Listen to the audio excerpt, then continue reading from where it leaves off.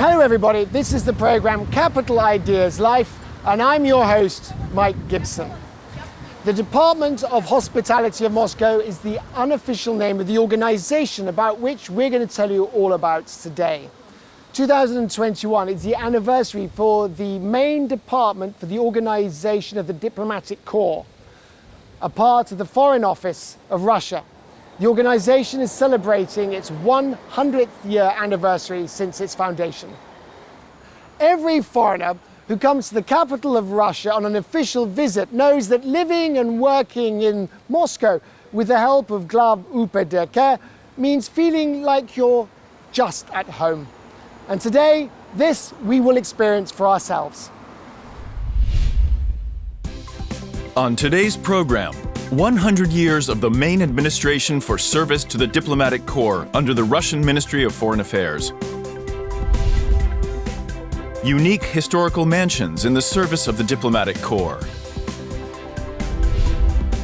Living and working in Moscow with the help of GlavUpDK. Instructions for use.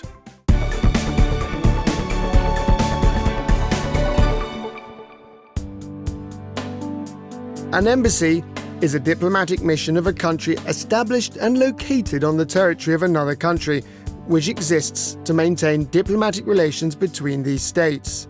Generally, embassies are located in capitals. Moscow is no exception. The embassies of 149 countries are located here.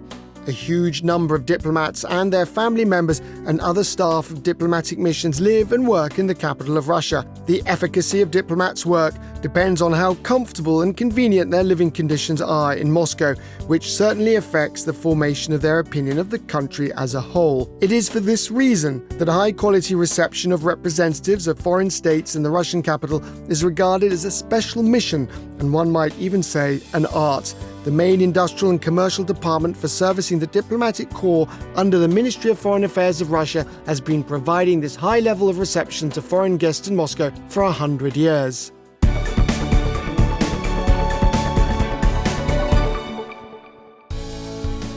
On August 24, 1921, a decree of the Council of Labour and Defence on the establishment of the Central Bureau for Servicing Foreigners in Moscow was signed by the People's Commissariat of Foreign Affairs.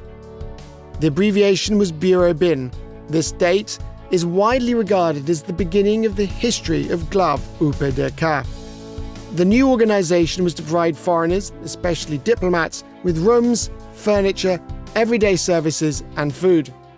The Bureau had at its disposal 38 mansions. On July 14, 1941, the Bureau was reorganized into the Administration for Service to the Diplomatic Corps, GlavUpDK.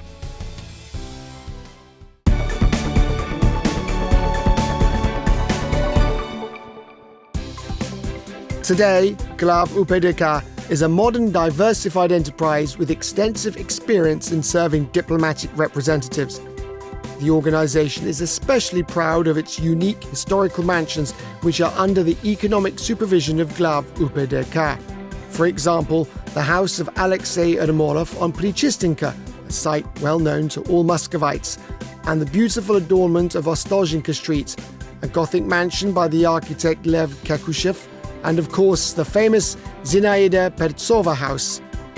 Muscovites call it the fairy tale house. All these beautiful buildings are true landmarks of Moscow and an integral part of its history. In total, the organization has more than 150 mansions in Moscow on its balance sheet, and some of these buildings are of cultural heritage. Behind me is perhaps one of the most beautiful, the mansion of Sava Morozov, and today it houses the reception rooms of the Ministry of Foreign Affairs.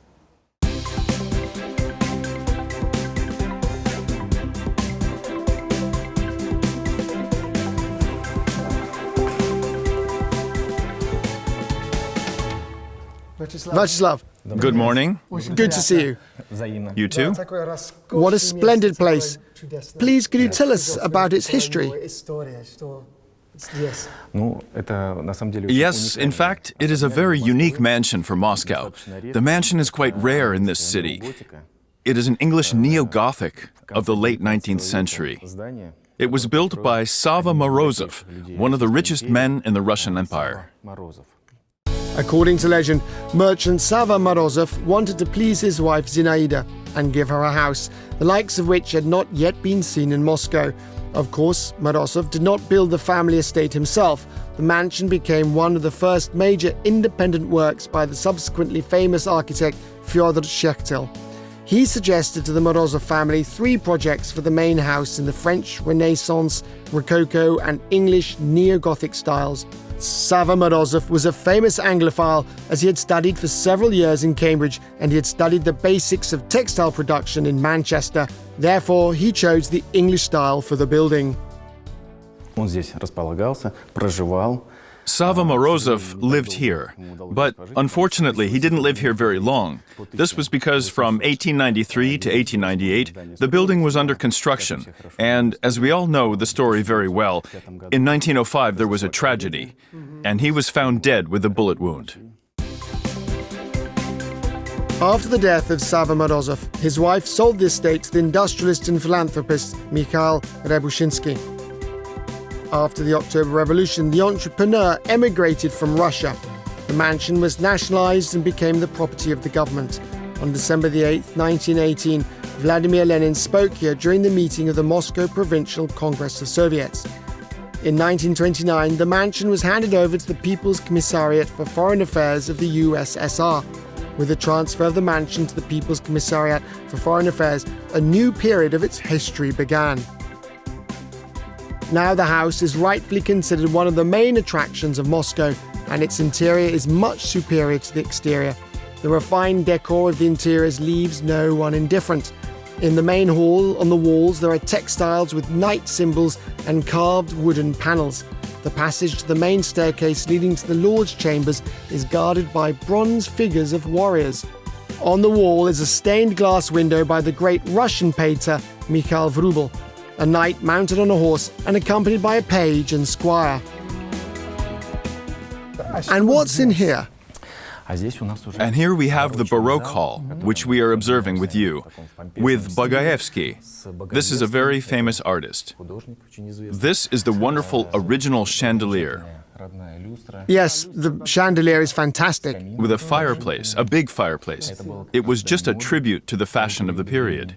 What happens here? This is usually where the ceremonial signing of documents takes place. And this is where, after the negotiations, the gathering, the signing. Ah, yes, an official ceremony. Yes, an official ceremony. During World War II, the mansion hosted meetings of foreign ministers of the Allied countries, the USA, Great Britain, and the Soviet Union. Let's go to the next room. I really like it here. It's one of my favorites. It's very chamber-like. Here we can see Vrubel's work. And including these carvings, here are also his work. Beautiful. It was a smoking room with an exit to the garden, to a balcony. It's a very cozy, secret place. Yes, it was a cozy place with a small fireplace. Beautiful. Vrubel's small living room is the name of this room. Like the rest of the house, it is decorated in the Neo-Gothic style. The ceiling is decorated with gilded caissons, special square recesses. The lower part of the wall is lined with wooden panels, and above there are 3 huge paintings by the master painted on canvas, morning, day, and night. So this must be the main meeting room. This is the main meeting room now. It used to be the ballroom. We see the original flooring here. 8 different types of wood. It's been preserved. It's been here for 120 years. Very beautiful. We see the hall decorated in quite an official style, in white light. We have faux marble on the walls, which was coming into fashion at the end of the 19th century. It was a very famous, fashionable material. Behind us is a balcony. There used to be an orchestra seated on it. There was music and dancing. Well, now it's a meeting room for official delegations. And at the top are the simultaneous interpretation booths. The staff of the main administration for service to the diplomatic corps under the Ministry of Foreign Affairs of Russia has carefully preserved the historical appearance and interior details of this masterpiece of Russian architecture. Now the mansion, as it was many years ago, is the center of Moscow political and social life.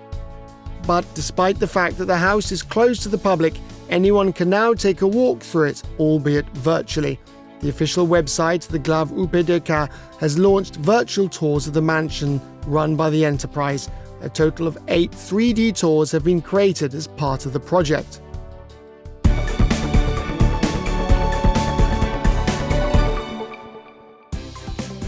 Many Muscovites and guests of the capital, when walking along Pyatnitska Street, certainly pay attention to this amazing lavender-coloured house. This is the old Korobkov's estate. Today, our film crew has the unique opportunity to see what lies behind the facade of this amazing mansion on Pyatnitska Ulitsa. Let's go inside. They're already waiting for us.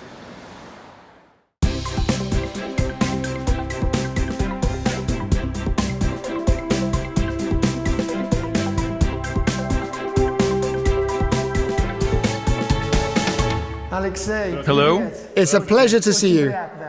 Come in. Tell us the story, please. It's a very beautiful house. Yes, you're right. It's one of the most beautiful houses, not only in Zamoskvorechye, but also in this district of Moscow and on Pyatnitskaya Street, where it's located. It's probably one of the most interesting and surprising buildings in all, probably in the center of Moscow. The house was built at the end of the 19th century to the design specifications of the famous Moscow architect Kekushev for the well-known manufacturer of the time, Korobkov, and his wife Olga Petrovna. The Korobkovs, like many industrialists of their time, were admirers of art.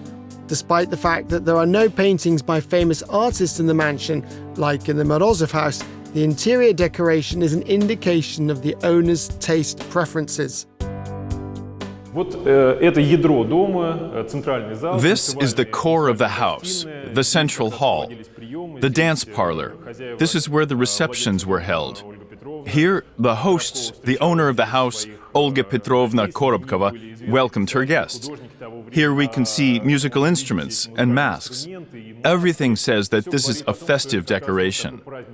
The door leads from here to a rather interesting room, the hostess's office. The room is interesting because of the great preservation of the interior.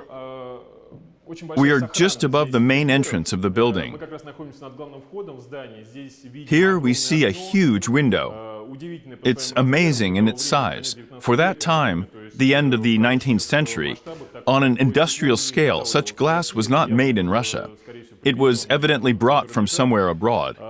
The light from the sunset falling through this window fell through this stained glass window on the main staircase.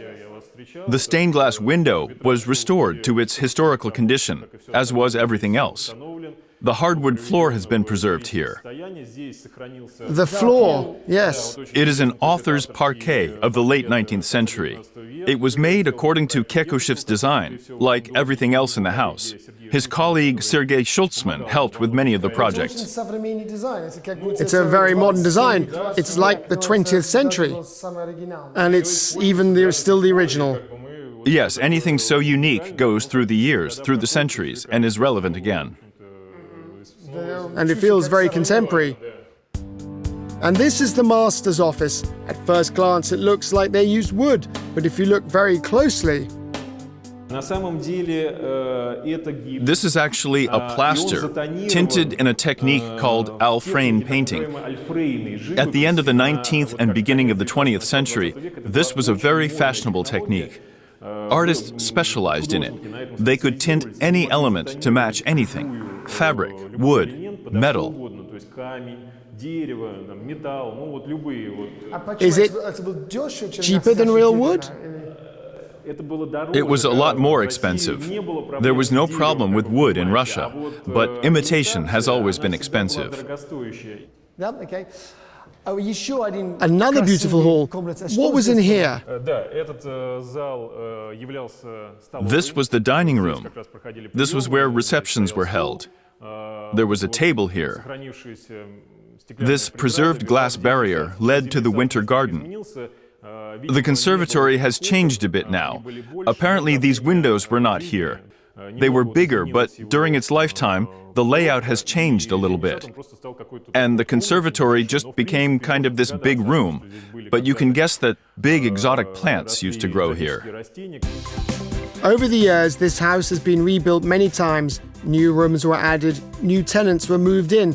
After the October Revolution, when all the mansions were nationalized, the American Famine Relief Mission was located here for a while. Then a canteen and an orphanage. Scientists of the Academy of Sciences lived here, and in the mid-20th century, like many other city mansions, the house was taken over by the main administration of the Ministry of Foreign Affairs. In the 1960s, the Embassy of the Republic of Tanzania was located here, but in 2013, the mission moved out and the house was restored. Yes, it was a really big job, because the house is of considerable size. For over 100 years, it was without repair, without any restoration effort.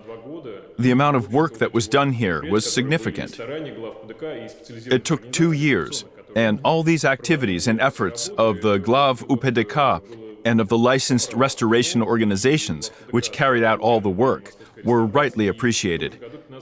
And GlavUpDK won the Moscow Restoration Prize. One of the main missions of GlavUpDK is not only to operate the historic mansions entrusted to them, but also to preserve and restore them with care. After all, many of these buildings are not just houses, but cultural heritage sites in Moscow and Russia, and the organization copes magnificently with the task entrusted to it to preserve the cultural heritage of the Russian capital. And it's happy to share this heritage with representatives of foreign countries. Many of the historical buildings under the jurisdiction of GlavUpDK house the embassies of foreign states. This is just one of those reasons why we have very rich mansions in terms of interiors. But not just the interiors, but also the furnishings. We can go through a lot of the mansions and see they have been well preserved.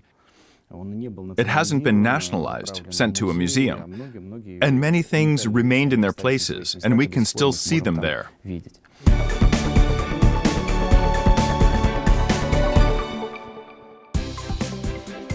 Today, GlavUpDK services are used by employees of diplomatic missions, offices of international organizations, more than 100 offices of foreign mass media, and more than 2,000 foreign and Russian companies from 190 countries.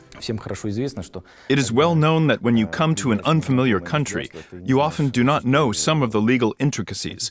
We provide accounting services and many things that seem to be known to everyone, but that might have their own nuances. And in this case, you can always turn to us. Our employees will help, clarify, and, if necessary, take a direct part in solving this or that problem.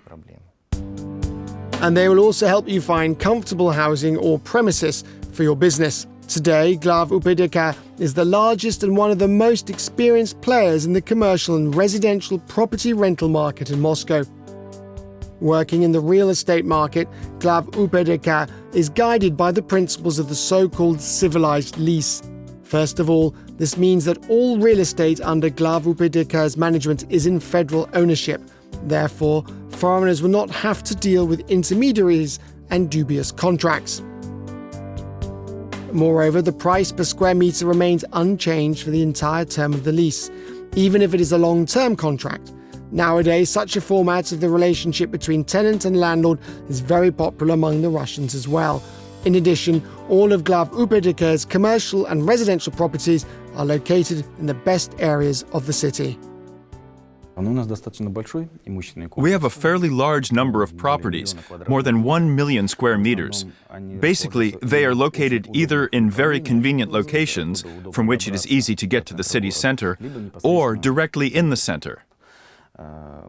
Of course, most of our properties are located in the west and southwest of the city, where most embassies and missions of foreign countries are concentrated.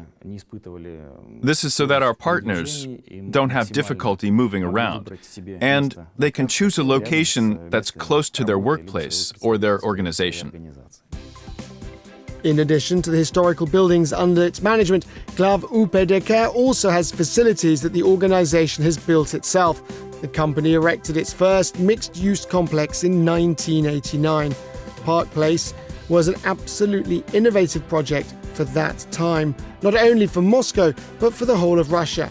In addition to it, GlavUpDK has 4 other projects: Donskoy Posad, Park Place, 5 Ponds, and Dobrynya. We hear a lot in our history of firsts, unique. For example, after the war, at the end of the 40s, the medical center that we now run was organized for foreigners. It specialized in services for the diplomatic corps. At the end of the 50s, we were given Zavidovo. This is a plot of land on which is located one of the best suburban resort areas. It was also supposed to be the place where members of the diplomatic corps could spend their holidays. We had the first multifunctional complexes in Russia. We were the first to build them, where there is both residential space and office space, so that guests and representatives of foreign companies could live close to their office.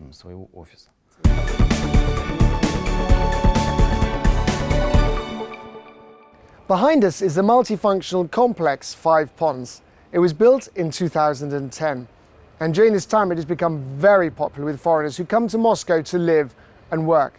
So let's go and find out why. The complex 5 Ponds is located in southwest Moscow. It is considered one of the best areas of the Russian capital. There are many parks and well-developed infrastructure. It is easy to get here by the main city highways. Vnukovo Airport is nearby. The complex 5 Ponds is relatively small. There are only 159 apartments. It has its own gated property. The building is serviced by its own management company. The complex is a kindergarten with intensive courses in English. The complex, like other similar buildings of GlavUpDK, is multifunctional. Therefore, you can not only live here comfortably, but also work very effectively. On the first and second floors of the building are located almost 5,000 square meters of office space, and most of them are already occupied by Russian and international companies. In the multifunctional complex 5 Ponds, you can rent not only housing, but also office space for work. Norgau is one of the first companies that rented a business premises here. They've invited us today and agreed to show us around. The central office of Norgau Rusland is located in the multifunctional complex 5 Ponds. All rooms here are designed in such a way that employees can work in separate offices and in a general open space. There are separate meeting rooms for important meetings. The showroom features products made by Norgau, mostly industrial tools and equipment. As we can see, there is everything that is necessary for comfortable work and life of any successful company. We have big plans for the construction of residential buildings in Moscow. Next year, in the first quarter, we plan to commission one of the residential buildings on Mosfilmovskaya Street. We are also making plans to build other residential buildings on land plots in Moscow that we're developing.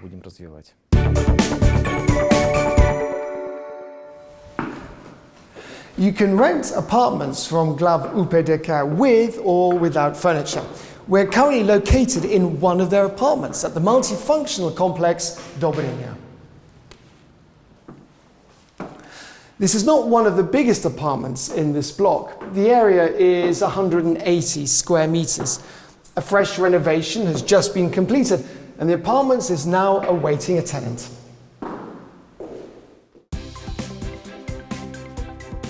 The apartments in Dobrynya, as well as in other multifunctional complexes of GlavUpDK, are distinguished by comfortable layout and a high-quality finish of materials. For comfortable living in this diplomatic micro-district, which is represented mainly by the buildings of GlavUpDK, has all the necessary infrastructure: underground parking, bank branches, stores, restaurants, and just across the street, its own medical centre, the GlavUpDK Medin Centre.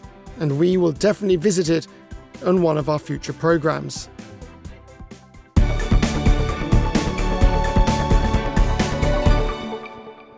Today we've had a very full day. We visited some beautiful historical mansions in the heart of Moscow, and we've seen the conditions that diplomats live and work in Moscow. And all of this is only but a part of what GlavUpDK can offer diplomatic guests. In one of our next programs, we'll continue the story about this amazing organization. This is the program Capital Ideas Life, and I'm Mike Gibson.